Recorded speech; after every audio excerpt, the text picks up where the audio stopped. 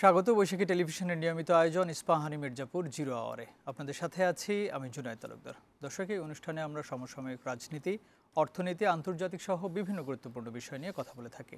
আমরা আজকের আলোচনার বিষয় নির্ধারণ করেছি ত্রয়োদশ নির্বাচনের অপেক্ষা তফসিলের।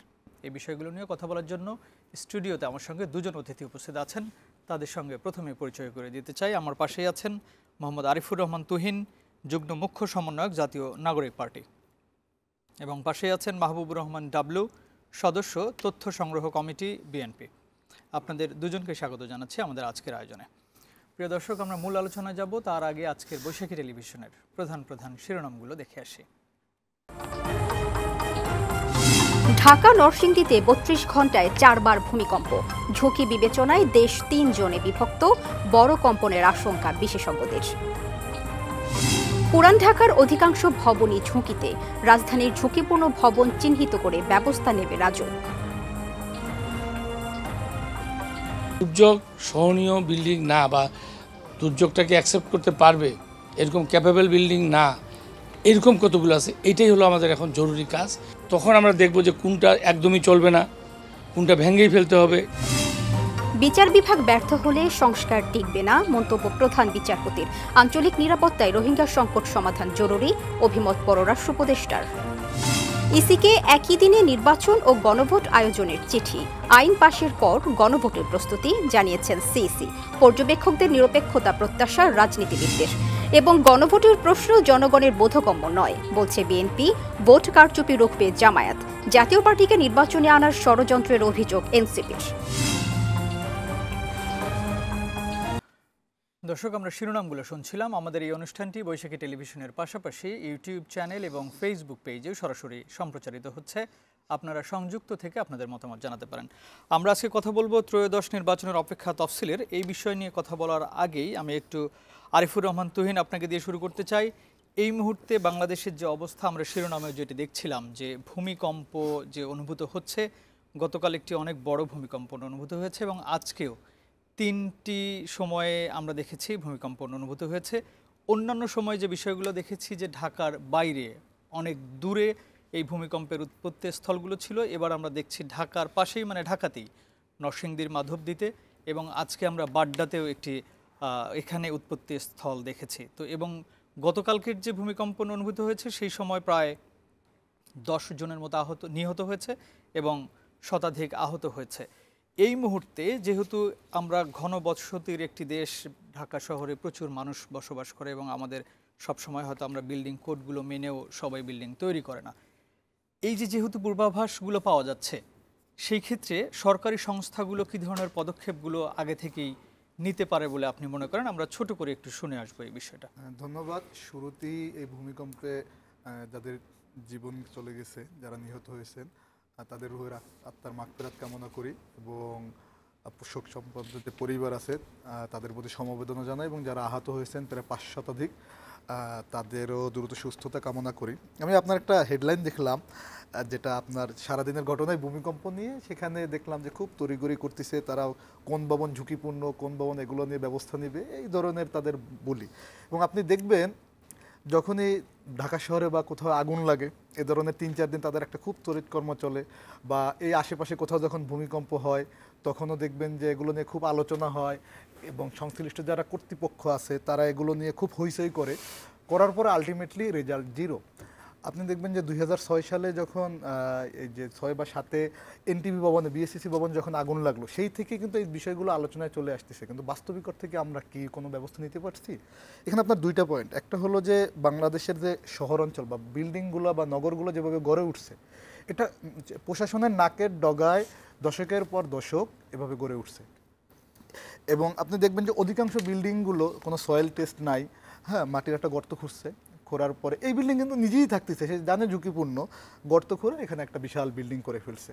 রাজুক আছে, এখানে সিটি কর্পোরেশন আছে, কারো কোনো ব্যবস্থা নাই। এবং সেকেন্ড যে ইস্যুটা আপনি দেখবেন, আমরা আগুন লাগলে, সামান্য আগুন লাগলে দেখতে পারি যে এই আগুন নিভাইতে 2 দিন 3 দিন লাগে। আমাদের 12 লেডার নাই, এখনও সেই সনাতন পদ্ধতিতে ইভেন এই যে আগুন লাগানোর যে পানি মারবে সেই পানি মারার মতো হলে পানিরও ব্যবস্থা নাই। সেখানে যদি আপনি ভূমিকম্প হয় ভয়াবহ, আমাদের আল্লাহ রহমত করছে 3টা ধাক্কা দিয়েছে বা স্বল্পমেয়াদী, এটা যদি আর 3টা ধাক্কা দিত আমার কাছে তো মনে হয়েছে যে ঢাকা শহর একটা মৃত্যুপুরে হয়ে যেত, এর অধিকাংশ বিল্ডিং কোলাপস করতো। এখন আপনি আসলে এটা কী করবেন? এই এতগুলো বিল্ডিং আপনি কীভাবে ভাঙবেন? এটা তো আসলে একটা অসম্ভব কর্মযজ্ঞের বিষয়। আবার আপনি এর তো কোনো প্রস্তুতিও নাই, আপনি কোনো আধুনিক কোনো যন্ত্রপাতি আছে? আপনি যারা উদ্ধার করবে সামরিক বাহিনী থেকে শুরু করে ফায়ার সার্ভিস, তারা যে ভবনগুলোতে আছে কিংবা যে সরকারের মন্ত্রী আমলারা যে আছে সেই ভবনগুলো আসলে কতটুকু নিরাপদ তা নিয়েও প্রশ্ন আছে। তো এমন একটা অবস্থায় সত্যিকার অর্থেই মানে আমাদের ওই যে আল্লাহর উপরে রহমত তাকে তারা আসলে কোনো উপায় দেখি না আমরা।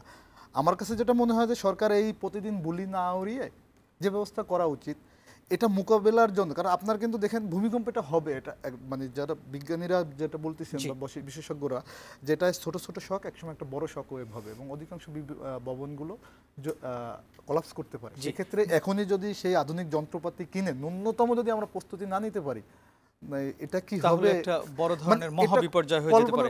মাহবুবুর রহমান ডাবলু, আমরা এই বিষয়টি একটু ছোট করে শুনে আসতে চাই আপনার কাছে, যেটি আমি শুরুতেই বলেছি। এবং বিশ্ববিদ্যালয়গুলো বন্ধ ঘোষণা করা হয়েছে, জরুরি পরিস্থিতি, এবং ঢাকা বিশ্ববিদ্যালয় প্রায় 15 দিন বন্ধ ঘোষণা করা হয়েছে এবং অন্যান্য বিশ্ববিদ্যালয়গুলোতে পরীক্ষাও বন্ধ ঘোষণা করা হয়েছে। সেই ক্ষেত্রে সরকারের যে সংস্থাগুলো আছে তারা কি ধরনের পদক্ষেপ আগাম প্রস্তুতি নিতে পারে, একটু ছোট করে শুনবো।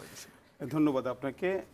আসলে প্রথমে তো অবশ্যই যারা নিহত হয়েছেন, আহত হয়েছেন, তাদের জন্য আমাদের সহমর্মিতা। আর এই বিষয়টি তো খুবই দুঃখজনক। তবে আমাদের দেশে যেটি হয় সেটি হলো যে আমরা বলি যে আমাদেরকে বিল্ডিং কোড মেনে বিল্ডিং করতে হবে। আসলে আমাদেরকে কিন্তু দুর্ঘটনা থেকে শিক্ষা নিলে হবে না, আমাদেরকে শিক্ষা নিতে হবে যে উন্নত দেশ যেগুলো তারা কি প্রযুক্তি ব্যবহার করছে। আমরা যদি দেখি যে এশিয়া মহাদেশের মধ্যে সবচেয়ে ঝুঁকিপ্রবণ ভূমিকম্পের জন্য হলো জাপান। তো সেই জাপান কিন্তু এখনও সুউচ্চ ভবন নির্মাণ করছে। তো আমি একটু উদাহরণ দিই, সেটি হলো যে 2011 সালে জাপানে 9.1 রিক্টার স্কেল মাত্রার ভূমিকম্প হয় 2011। সে সময় কিন্তু ডাক্তাররা অপারেশন করেছে, রাস্তায় গাড়ি চলেছে, আর যে বিল্ডিংগুলোতে বেজ আইসোলেশন ছিল সেখানে একটি গ্লাসও ভাঙেনি। তো এই বেজ আইসোলেশনটা তো এটা আমাদের যেহেতু বাংলাদেশেও এখন দেখা যাচ্ছে যে যেহেতু এখানে বার্মা প্লেট আর ওদিকে হলো আপনার ইন্ডিয়ান প্লেট, এই দুই প্লেটের সংঘর্ষে যে পরিমাণে শক্তি সঞ্চিত হয়ে আছে যুগের পর যুগ কোটি কোটি বৎসর ধরে, এটারই তো এখন একটা আউটব্লাস্ট শুরু হয়েছে। তো গতকালের যে ভূমিকম্পটা, আমি তো এরকম ভূমিকম্প কল্পনা করিনি, কারণ আমি থাকি 15 তলা, ওই সময় বাসায় ছিলাম সুউচ্চ ভবনে, যে জোরে একটা হয়েছে যে মনে হচ্ছে বিল্ডিং জাস্ট কলাপস করবে। এনিওয়ে আল্লাহ রহমত। তো এখন আমাদেরকে যে বিল্ডিংগুলো নতুন করে বানাবো, অবশ্যই আমাদেরকে বিএনবিসি কোড 2020 হয়েছে বাংলাদেশে। এই বিএনবিসি কোড 2020-এর আওতায় কিন্তু আমাদের রূপপুর পারমাণবিক প্রকল্প, তারপরে মেট্রো রেলের কয়েকটা স্টেশন, কিছু পিলার, এগুলো কিন্তু এই অনুপাতে করা হয়েছে। তো বেজ আইসোলেশনটা হলো যে আমাদের যে বিল্ডিংটা বানাবো তার নিচে জায়গাটা যাতে করে মাটি থেকে যেন এখানে রাবার, বিয়ারিং, শত শত রাবার, প্রচুর বিয়ারিং, এগুলো দিয়ে বিল্ডিংটাকে মাটি থেকে একটা স্তরে ভাগ করা হয়, যাতে করে যতই ঝাঁকুনি আসুক ওরা অ্যাবজর্ব করবে আর বিল্ডিংটা কম ঝাঁকুনি পাবে, একটু মৃদু ঝাঁকুনির মধ্যে দিয়ে এটা হবে। আমরা নিশ্চয়ই আশা করব যে এইটাতে আমরা নতুন ভবনে যাব, আর যেগুলো পুরাতন ভবন আছে এগুলো তো কিন্তু এই বেজ আইসোলেশন ব্যবহার করে রেকটিফাই করা সম্ভব। এই রেকটিফিকেশনে যাবে। আর যেটা একেবারেই চলবে না, আপনি তো সবচেয়ে ঝুঁকিপূর্ণ হলো আপনার তাঁতিবাজার, পুরান ঢাকা এলাকা, যেখানে আপনি কোনো সাপোর্ট নিয়েও বসতে পারবেন না। বাসার রেলিং ভেঙে 3 জন মারা গিয়েছে। জি, যাই হোক, সরকার সেই বিষয়গুলো নিয়ে আমাদেরকে, আমি আবারও বলি, আমাদেরকে দুর্ঘটনা থেকে শিখলে হবে না, আমাদেরকে শিখতে হবে হচ্ছে উন্নত দেশের প্রযুক্তি থেকে শিখতে হবে। এবার একটু আমরা সাবজেক্টে আসি। বলে রাখি, খরচ যে একটা ভবনে অনেক বেশি পড়বে তাও না। আমরা একটা ক্যালকুলেশন দেখছি যে 6 থেকে 7% খরচ বেশি পড়বে বেজ আইসোলেশন একটা বিল্ডিং করতে। ভাই ধন্যবাদ আপনাকে। আমরা যদি একটু আমাদের আজকের সাবজেক্টে আসি, ত্রয়োদশ নির্বাচনের অপেক্ষা তফসিলের। আমরা নির্বাচন নিয়ে তো বিভিন্ন কথা শুনছিলাম, জাতীয় নির্বাচন আগে হবে নাকি গণভোট আগে হবে, যেটা নিয়ে জামায়াত এবং বিএনপির মধ্যে একটি মিশ্র প্রতিক্রিয়া ছিল এবং এখনও সেটা চলছে।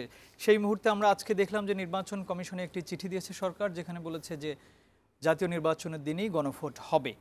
এই এত কিছুর পরে যে একটি বিষয় হয়তো একটা সিদ্ধান্তের দিকে চলে যাচ্ছে, মানে কেমন মনে হচ্ছে আপনার কাছে যে এইভাবেই থাকবে, না জামায়াত এখনও এটা নিয়ে, তারা তো মাঠে ইসলামিক দলগুলোকে নিয়ে আন্দোলন করছে, এখন সেই অবস্থায় থাকবে বলে মনে হচ্ছে? জামায়াতে ইসলামী গণভোটটা তারা তো যেভাবে তারা চেয়েছে, আর সবগুলো দল যেভাবে চেয়েছে, সব কিছু ধারণ করে সরকার একটি সিদ্ধান্ত দিয়েছে, যে সিদ্ধান্তটি প্রায় সব দলই মেনেছে। আর যারা মানেনি তারা এখনও এটা নিয়ে তাদের দাবি দেওয়া তুলছে যে দিনটাকে আগায় আনা যায় কিনা। তো আমার মনে হয় এটি তাদের একটি রাজনৈতিক কৌশল। তার কারণ যে জামায়াতে ইসলামী কিন্তু নির্বাচনের মাঠে তারা বহু আগে থেকেই নির্বাচনের কাজে লিপ্ত হয়ে সবাইকে একটা ধূম্রজালের মধ্যে আটকায় রেখে তাদের নির্বাচনী কৌশলে তারা একটু ভালোভাবে গোল দেওয়ার চেষ্টায় তারা ব্যস্ত আছে। তো এটি আমার মনে হয় যে কোনোভাবেই তারা এই জায়গাতে কোনো জনমত পাবে না, কারণ যে কোনো জিনিসের দাবির পেছনে একটা জনমতের ইস্যু আছে, যেখানে বাংলাদেশের মানুষ গণভোট সম্পর্কেই ওয়াকিবহাল না, যে গণভোটের মতো এবং এবারে যে গণভোটের যে বিষয়গুলো এগুলো এত মানে এত এত লার্জ করে দেওয়া হয়েছে এর ভিতরে যে এগুলো নিয়ে সেমিনার হতে পারে, এগুলো নিয়ে ক্লাস হতে পারে। তো এই প্রশিক্ষণ দেওয়া মানুষকে এটার জন্য রেডি করা, এই মাইন্ডসেটটাকে রেডি করা যে গণভোটটাকে সে কোনভাবে দিলে দেশের জন্য কি হবে, জুলাই সনদের পক্ষে কোনটা মানুষের জন আকাঙ্ক্ষার প্রতিফলন। তো তারপরেও এখন মানুষ বুঝুক আর কম বুঝুক, নিশ্চয়ই যে সময়টা সামনে আছে এই সময়টুকু কাজে লাগাতে হবে গণভোটটাকে, মানে প্রপারলি এটাকে বাস্তবায়ন করতে গেলে। এখন যখন সময়কে যদি আপনি আরও কম করেন, আমাদের সামনে তো মানে বেশি সময় নাই, 2 থেকে 2.5 মাস সময় আছে, আরও যদি সময় কম করেন তা আপনি মানুষকে বোঝাবেন কি, মানুষ বুঝবে কি? এখন তো ভোটের নির্বাচনের পাশাপাশি এটা চলবে, একই সঙ্গে দুটো জিনিসই বোঝাতে হবে, দুটো জিনিসই বোঝাতে হবে যদি মানুষ কোনটাকে গ্রহণ করে। তো সব দিক থেকেই গণভোটের যে ডেটটা নির্ধারিত হয়েছে এটি পরিবর্তনের কোনো কারণ আমি দেখি না, সরকারের পক্ষ থেকেও না, রাজনৈতিক দলগুলো। বাট জামাত ইসলামের যে বা তাদের জোটের যে দাবি এটা একটা তাদের কৌশল, নির্বাচনী কৌশল। ভোটার উপস্থিতি বাড়াতে রাজনৈতিক দলগুলোর সহযোগিতা চেয়েছে ইসি। বরাবরই এটা চাচ্ছিল যে নির্বাচন সুষ্ঠু এবং নিরপেক্ষ করতে চাইলে অবশ্যই ইসি একা সেটা করতে পারবে না, সেটাতে রাজনৈতিক দলগুলো তাদের সহযোগিতা লাগবে। সেই সহযোগিতাটা কি ইসি পাবে কিনা আপনাদের কাছ থেকে? রাজনৈতিক দলগুলোর ভূমিকা, রাজনৈতিক দলগুলোই তো হলো এটার পার্টিসিপেন্ট, ইলেকশনের পার্টিসিপেন্ট হলো রাজনৈতিক দলগুলো। তাদেরও তো দায়িত্ব আছে, অবশ্যই তাদের দায়িত্ব আছে।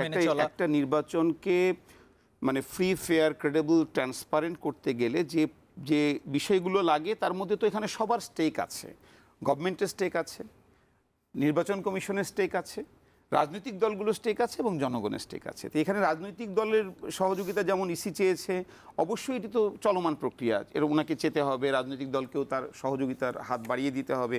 তো এই জায়গাতে যে জিনিসগুলো গুরুত্বপূর্ণ সেটা হলো যে রাজনৈতিক দলগুলোর মধ্যে দুটো ভাগ থাকে। একটা ভাগ থাকে যে যারা হলো নির্বাচনের পক্ষে, আর একটা ভাগ থাকে যারা নির্বাচনের বিপক্ষে।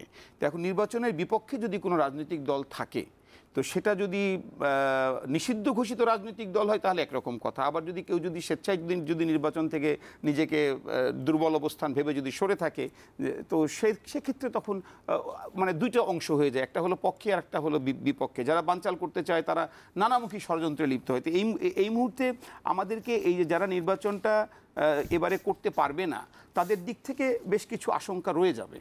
যারা এবারে নির্বাচন করতে পারবেন, এখন পর্যন্ত আমরা যেটি জানি যে আমাদের যে কি বলে প্রধান উপদেষ্টা মহোদয় তিনি তো ঘোষণাই দিয়েছেন কে পারবে না। তো এখন সেই ক্ষেত্রে আমাদের অনেক আশঙ্কা থেকে যায়। তো যারা যে সমস্ত রাজনৈতিক দল নির্বাচনে অংশগ্রহণ করবে তারা ডেফিনেটলি চাইবে যে নির্বাচনটা অর্থবহ হোক, কারণ আর মানুষও মুখিয়ে আছে যে দীর্ঘ 17 বছর পরে একটি নির্বাচন হবে। এই নির্বাচনটাকে অর্থবহ করার জন্য, উৎসবমুখর করার জন্য সকল চেষ্টা জনগণের। এবং ভাই ধন্যবাদ আপনাকে। আমরা একটু আরিফুর রহমান তুহিন আপনার কাছ থেকে একই প্রশ্ন জানতে চাই, যদিও আপনাদের গণভোট কবে হবে, আগে হবে না পরে হবে, এ নিয়ে আপনাদের তেমন কোনো মতবিরোধ আমরা দেখিনি। আপনারা বলেছিলেন যে কোনো সময় হলেই আপনারা রাজি আছেন। এই সময়ে চিঠি পেল ইসি, সেটাকে আপনারা কিভাবে দেখছেন? এবং ভোটার উপস্থিতি বাড়াতে যে রাজনৈতিক দলগুলোর সহযোগিতা, এনসিপি কি এখন সেই সহযোগিতা করবে কিনা? কারণ আমরা কিছুদিন আগেও দেখেছি এই ভোটের যে অন্যান্য ব্যাপারগুলো নিয়ে, যেমন আপনাদের প্রতীক নিয়েও ইসির সঙ্গে আপনাদের একটু দূরত্ব ছিল, সেটা অনেকটা কমে এসেছে কিনা প্রতীক পাওয়ার পরে? দেখেন, নির্বাচন হবে না এই ধরনের একটা কনস্পিরেসি তৈরি করছিল পতিত স্বৈরাচার সন্ত্রাসী সংগঠন, এবং তারা এখনও ভাই যেটা বললেন তারা চেষ্টা করবে। কিন্তু সবথেকে বড় যেটা সুখবর সেটা বাংলাদেশ নির্বাচনের ট্রেনে উঠে গেছে।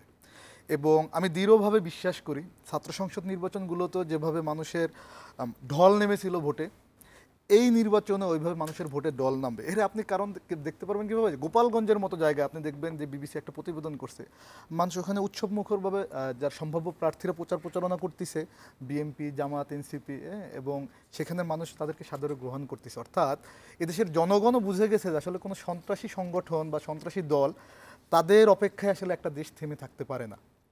সো প্রফেসর ইউনূস যে অফিসিয়ালি নির্বাচন কমিশনকে নির্বাচনের তারিখ এবং গণভোটের জন্য যে চিঠি দিয়েছেন, এই জন্য অবশ্যই প্রফেসর ইউনূস ধন্যবাদ প্রাপ্য।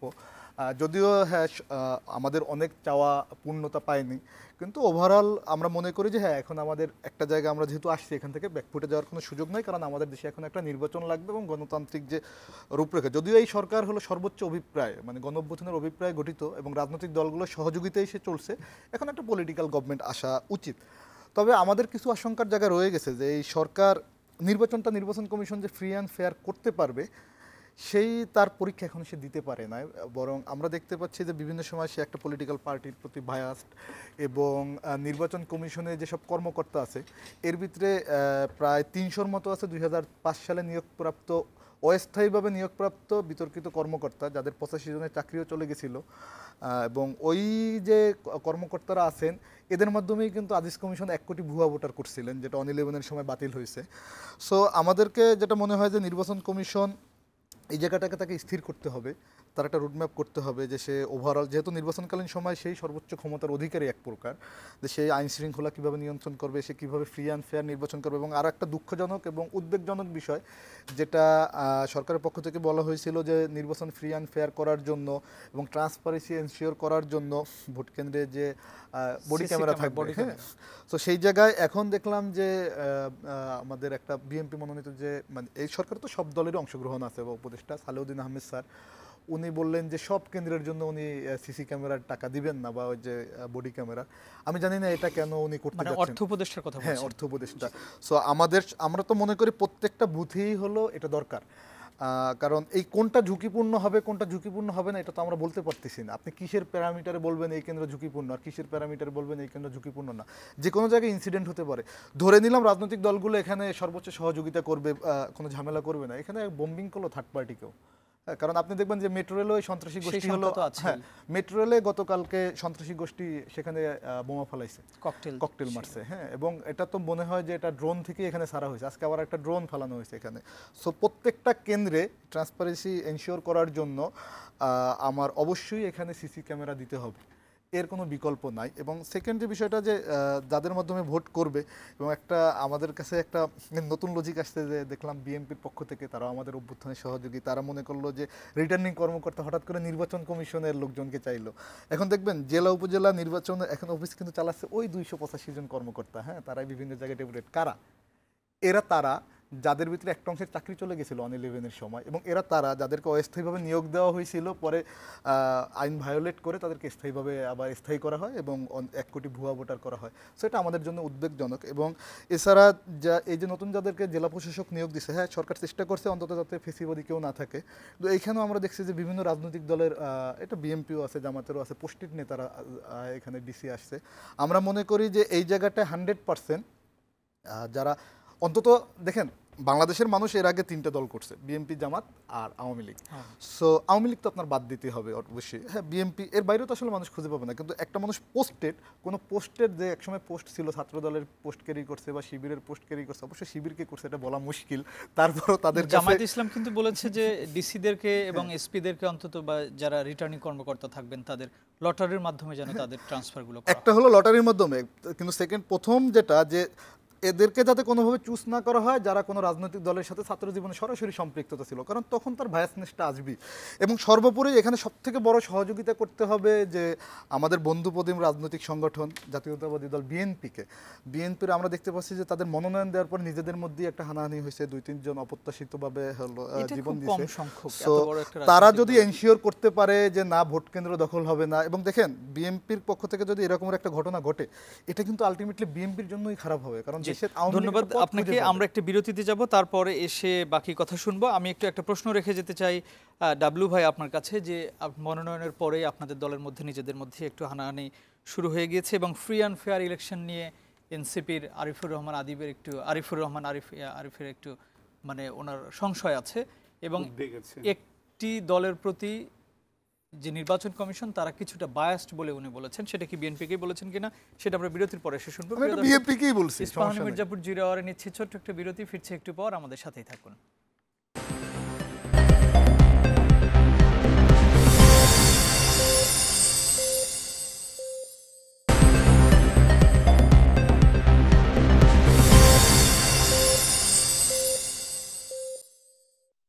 আবারও স্বাগত ইস্পাহানি মির্জাপুর জিরাওয়ারে। প্রিয় দর্শক, আমরা কথা বলছিলাম ত্রয়োদশ নির্বাচনের অপেক্ষা তফসিলের। বিরতির আগে মাহবুব রহমান ডাবলু আপনার কাছে একটি প্রশ্ন রেখে গিয়েছিলাম যে ফ্রি ফেয়ার ইলেকশন নিয়ে এনসিপির একটু এ বিষয়ে উদ্বেগ আছে এবং সেখানে নির্বাচন কমিশনের সবাই কিছুটা বিএনপির দিকে বায়াসড, সেই ক্ষেত্রে তারা একটু অন্যরকম দেখছেন এবং এই যে নির্বাচনে যেন সহিংসতা না হয় সে বিষয়টার আমি প্রশ্ন রেখেছিলাম এবং উনি বলেছেন যে সহিংস নির্বাচন হওয়ার আগেই বিএনপির মনোনয়ন পাওয়ার পরে অনেকে সহিংসতা শুরু করেছেন। ধন্যবাদ আপনাকে। প্রথম কথা হলো যে সংশয়ের কথা আমার ভাই বলেছেন।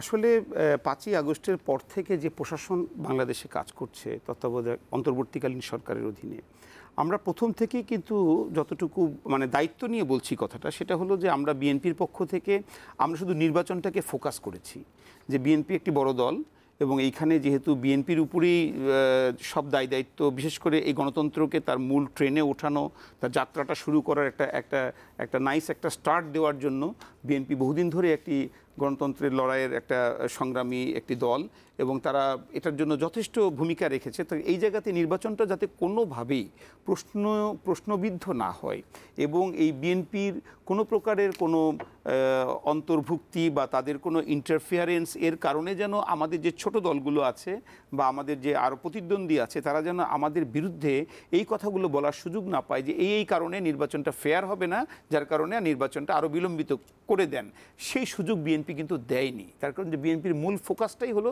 নির্বাচন। যত দ্রুত হয়, যত তাড়াতাড়ি হয় নির্বাচন হলে বিএনপির জনগণের উপরে আস্থা আছে, ভোটের উপরে আস্থা আছে, বিএনপি ওটাকেই ফোকাস করেছে যে নির্বাচনটা দ্রুত যত কম সময়ের মধ্যে হয়ে যায়, তর্কহীনভাবে হয়ে যায়, তাহলে একটা নির্বাচনের পরে বিএনপি তার যেটা মূল যে ইন্টারফিয়ারেন্সটা একটা প্রশাসন সাজানোর জন্য যেটা লাগে তখন বিএনপি সেটাকে ফোকাস করবে। তখন সেখানে বিএনপি দেখবে এখানে কোন জায়গার জন্য কে হবে, আদর্শিক হবে। তবে এর মাঝেও যেহেতু একটা দীর্ঘদিনের একটা অনিয়ম চলে গেছে গত 17-18 বছরে, সুতরাং স্বাভাবিকভাবেই বিভিন্ন মতের বা বিভিন্ন পছন্দের লোক অন্তর্বর্তীকালীন সরকারের মধ্যে তো অবশ্যই রয়ে গেছে। তো সেইখানে কিন্তু এখানে কোনো স্টেক হিসাবে এদেরকে ঢুকিয়ে দেওয়ার কোনো সুযোগ নাই।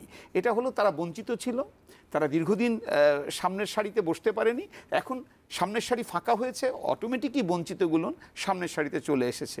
এখন তাদের মধ্যে যদি আমাদের তো আর কোনো গুপ্ত সংগঠন নাই বা আমাদের কোনো গুপ্ত পরিচয় নাই, যদি তাদের মধ্যে যদি আমাদের কোনো পরিচয়ধারী যদি কোনো ব্যক্তি থাকে, সেটি হলো তার হলো একটা স্বাভাবিক প্রক্রিয়াতেই হয়তো হয়ে গেছে, যদিও এর কোনো উদাহরণ আমি দিতে পারবো না। হ্যাঁ, তো আমি মনে করি যে নির্বাচন কমিশন এটি অন্তর্বর্তীকালীন সরকার, ওনারা ওনাদের মতো করে যাচাই বাছাই করে দিয়েছেন এবং আমাদের কোনো প্রকারের কোনো যেহেতু প্রয়োজন নাই ভোটের, আমাদের কোনো প্রকারের কোনো ম্যানিপুলেশন করা বা ভোটকে কোনোভাবে কোনো ভোটের সংখ্যাকে হেরফের করা, সুতরাং আমরা অনলি ফোকাস হলো নির্বাচন। সুতরাং আমরা এইদিকে নাই, যেটি আমার ভাই বলেছেন, আসলে এই অভিযোগটি আমাদের প্রতি আনা ঠিক না, বরং আমরা বলবো যে প্রশাসনে এবং অন্যান্য জায়গাতে আমাদের যারা আরও প্রতিপক্ষ যারা রয়েছেন তাদেরই পছন্দের লোকজন তারা একটা করে প্রজেক্ট হিসেবে তারা এখানে ইমপ্লিমেন্ট করেছেন, যেটিতে আমরাও কখনো এগুলো নিয়ে কোনো বড় ধরনের কোনো আমরা আপত্তি তুলিনি, কারণ এগুলো আপত্তি তুলতে গেলে এটা নির্বাচনের পরিবেশকে নষ্ট করবে। জি, ধন্যবাদ আপনাকে। আরিফুর রহমান তুহিন, আপনার কাছে অন্য একটু বিষয়ে জানতে চাই।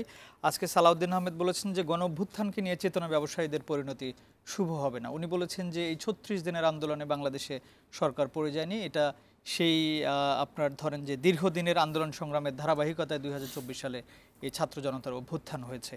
এখানে এই আওয়ামী লীগের মতো চেতনা ব্যবসার কোনো সুযোগ নেই। ওনার বক্তব্য তো, ওনার যিনি লিডার এই মুহূর্তে বিএনপির ভারপ্রাপ্ত চেয়ারম্যান, হ্যাঁ, জনাব তারেক রহমান, ওনার বক্তব্যের সাথে সাংঘর্ষিক। কারণ ভারপ্রাপ্ত চেয়ারম্যান তারেক রহমান এটাকে বলছিলেন দ্বিতীয় স্বাধীনতা, আর ওনার যে কথা এটা দেখেন, ধরেন 47-এর দেশভাগ, এটা কি 47 সালে হয়েছে? এটা আপনি দেখবেন সেই সিপাহী বিদ্রোহ থেকে আমার একটা দীর্ঘমেয়াদী পরিক্রমা এসে 47 একটা নতুন দেশ পেয়েছিল। আবার আপনি যদি দেখেন 71-এর মুক্তিযুদ্ধ কি হলো, মানে কি হয়েছে, আপনি সেই 52 ভাষা আন্দোলন থেকে ক্রমবর্ধমান একটা আন্দোলনে গিয়ে 71 সালে একটা যুদ্ধের রূপ নিচ্ছে। এখন আপনি কি বলবেন যে 71-এ আমার দেশ স্বাধীন হয় না, 71 বলতে কিছু নাই, এটা হলো সেই 52 ভাষা আন্দোলন থেকে আমি বরাবর সংগ্রাম করে আসছি। হ্যাঁ, একসময় ভাসানী সাহেবরা করছেন, সরওয়ার্দী সাহেবরা করছেন, এরপরে শেখ মুজিবরা করছেন, শেষে শহীদ প্রেসিডেন্ট জিয়াউর রহমান স্বাধীনতার ঘোষণা দেওয়ার পরে দেশ স্বাধীন হয়েছে, যুদ্ধ জড়াইছে মানুষ, সবাই নেমে আসছে। ইতিহাস লেখা হলে তো এভাবেই লেখা হবে। একটা কিন্তু ক্রমবর্ধমান ধারা আছে। জি কিন্তু দেশ স্বাধীন হয়েছে কখন?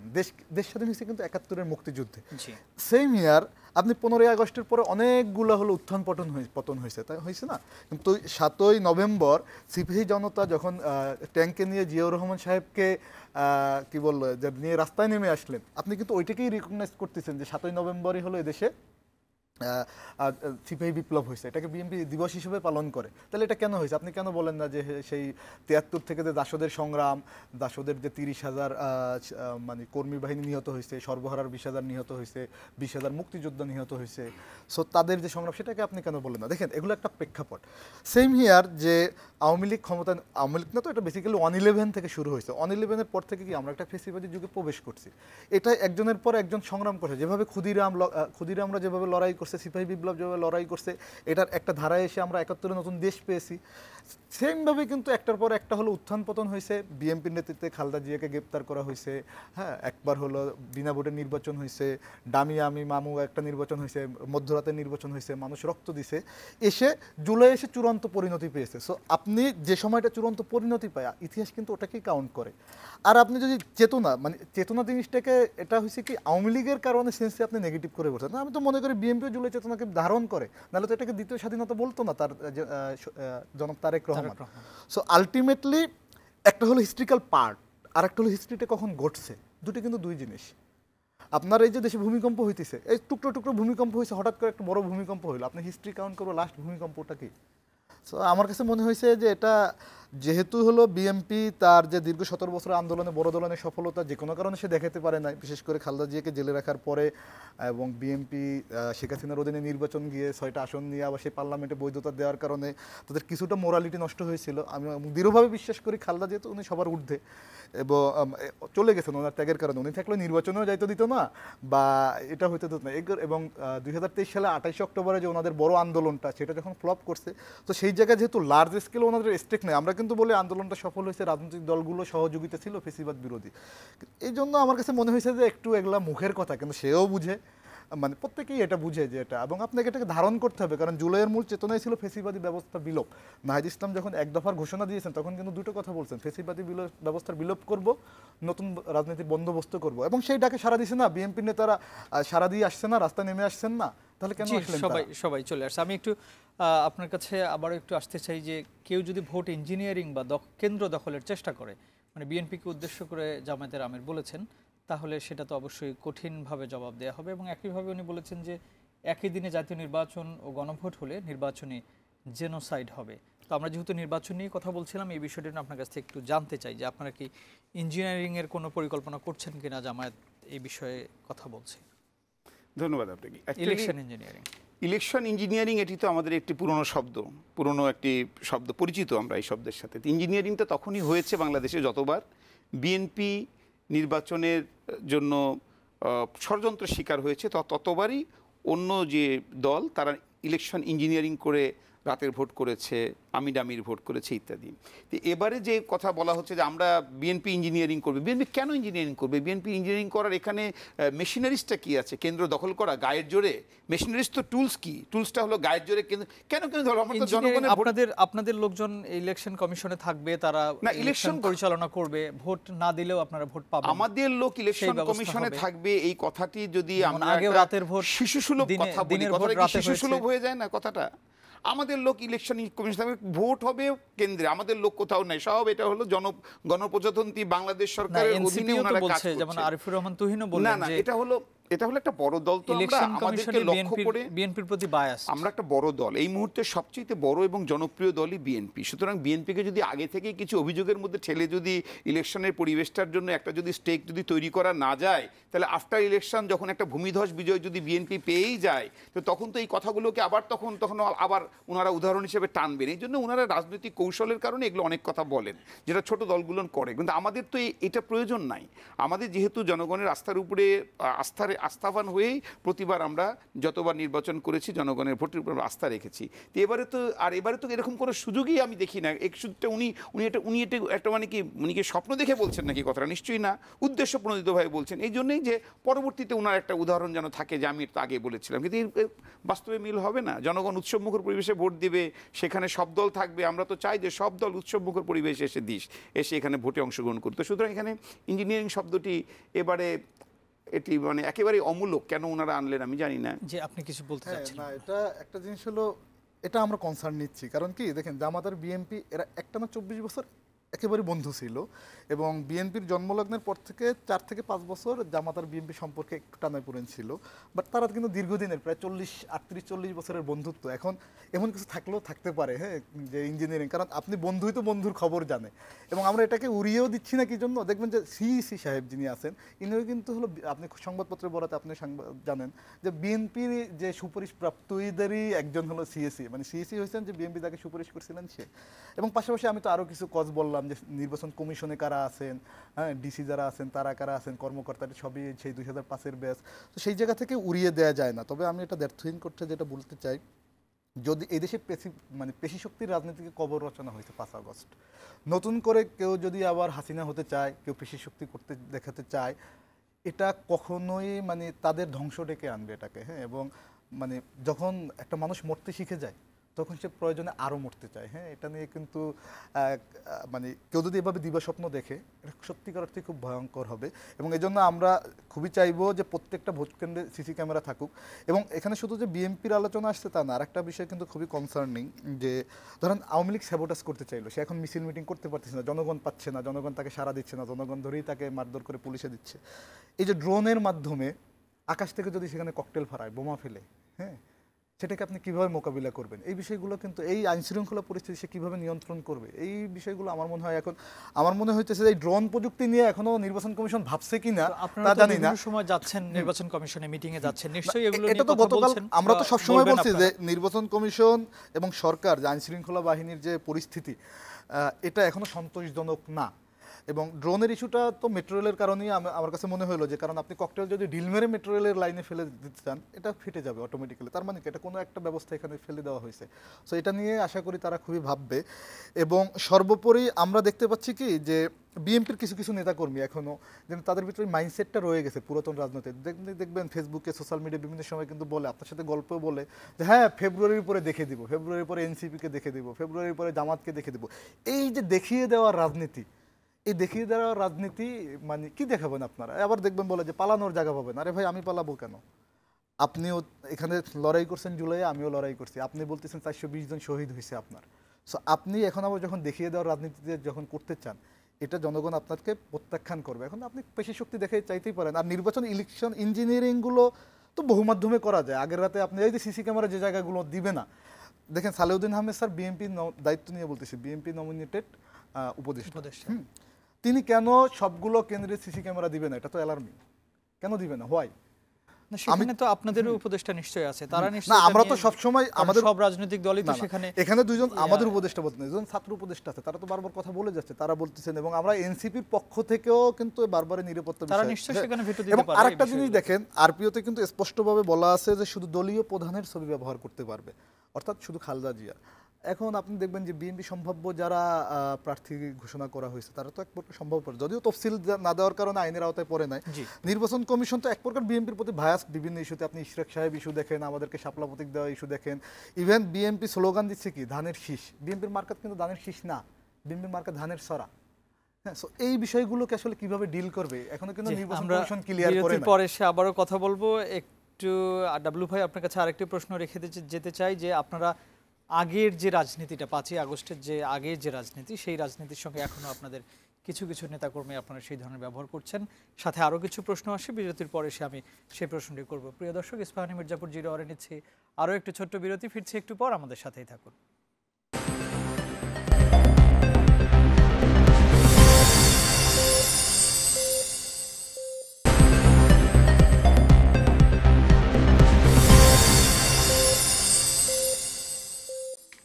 আবারও স্বাগত ইস্পাহানি মির্জাপুর জিরো আওয়ারে। প্রিয় দর্শক, আমরা কথা বলছিলাম ত্রয়োদশ নির্বাচনের অপেক্ষা তফসিলের। আমরা ডাব্লুপের কাছে যাব।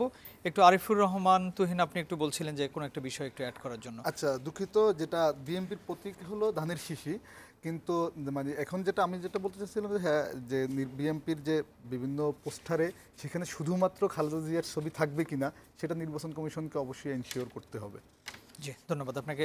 ডাব্লু ভাই, বিরতির আগে যে প্রশ্নটা আপনাকে করেছিলাম যে আপনাদের যে আগের ৫ই আগস্টের আগের যে রাজনীতি, সেই রাজনীতি আপনারা এখনো মাঝে মাঝে শো করছেন এবং ভয় ভীতি দেখাচ্ছেন অনেকে যে পালানোর জায়গা পাবে না, এনসিপিকে বলা হচ্ছে, অন্য দলগুলোকে বলা হচ্ছে। এখন কি আসলে সেই পরিস্থিতিটা আছে কিনা? কাউকে ভয় ভীতি দেখানোর মতো অবস্থা আছে কিনা? এরকম কথা আপনারা সেই অবস্থায় চলে গিয়েছেন কিনা? বিএনপি অফিসিয়ালি বা আনঅফিসিয়ালিও এরকম কথা বলেছে, তা তো আমরা কোনো নজির বা দৃষ্টান্ত দেখি না। তবে ৫ই আগস্টের আগের যে রাজনীতিটা ছিল বাংলাদেশে, যে রাজনৈতিক কালচার ছিল, সেখানে এরকম একটা ফ্যাসিস্টের সাথেই কিন্তু অতীতে আমাদেরকে বারবার প্রতিদ্বন্দ্বিতা করতে হয়েছে এবং তাদের কর্মকাণ্ডগুলোর বিপরীতে আবার কর্মকাণ্ড সাজিয়ে তাদের সাথে মোকাবিলা করতে হয়েছে। তো সুতরাং আমি মনে করি যে ৫ই আগস্টের আগের যে রাজনীতিটা ছিল, সেই রাজনীতিটা প্রথমে একটু গণতন্ত্রের দিকে আসতে হয়। সেটা হলো যে দেখেন, আমাদের দেশে তো গণতন্ত্রই ছিল না ৫ই আগস্টের আগে। গণতন্ত্রের শিক্ষাটা কি?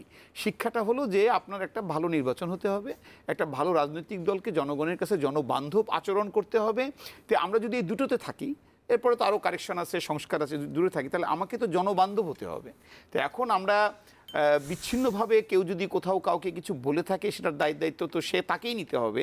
বাট দলগতভাবে যেটা আমাদের স্ট্যান্ড, সেটা হলো যে আমরা ৩১ দফাতে পরিষ্কার করে আমাদের ভারপ্রাপ্ত চেয়ারম্যান জনাব তারেক রহমান উনি উল্লেখ করেছেন যে আগামীর বাংলাদেশটা কেমন হবে। আগামীর বাংলাদেশটা বিএনপির দ্বারা যদি শাসিত হয়, বিএনপি যদি সরকার গঠন করে, তবে বাংলাদেশটাকে কিভাবে পরিচালনা করা হবে। তার মধ্যে তো আপনি এমন কোনো জায়গায় দেখছেন না যেখানে ভিন্ন মতকে দমন করা হবে, বরং বলা হচ্ছে যে ভিন্ন মতকে লালন করা হবে, মিডিয়ার স্বাধীনতা দেওয়া হবে। তো এই দুটো স্বাধীনতা যদি থাকে, তাহলে আপনি তো কোনোভাবেই তো আপনার যে গণতান্ত্রিক যে আচরণ, তার বাইরে যেতে পারবেন না। তা আমরা আগামীর বাংলাদেশকে একটি সুন্দরভাবে বিনির্মাণের জন্য আমরা ওয়াদাবদ্ধ জাতির কাছে ৩১ দফার মাধ্যমে, সেখানে আমাদের টোটাল সংস্কারগুলোর ইস্যু আছে, সেখানে আমাদের কিছু নৈতিকতার প্ল্যান আছে এবং রয়েছে আমাদের উন্নয়ন পরিকল্পনা। তো সেই আঙ্গিকেই বাংলাদেশ পরিচালিত হবে এবং আমাদের দলের ভারপ্রাপ্ত চেয়ারম্যান জনাব তারেক রহমান তিনি বারবার করেই দলের নেতাকর্মীদেরকেও এই টিউনিংয়ে থাকার জন্য উনি নির্দেশনা দিয়েছেন। আমরাও সবাই মিলেই মনে করি যে এখানে রাজনৈতিক মত থাকবে আলাদা, পথ থাকবে আলাদা, কিন্তু দেশের প্রশ্নে সবাই ঐক্যবদ্ধ থাকবো।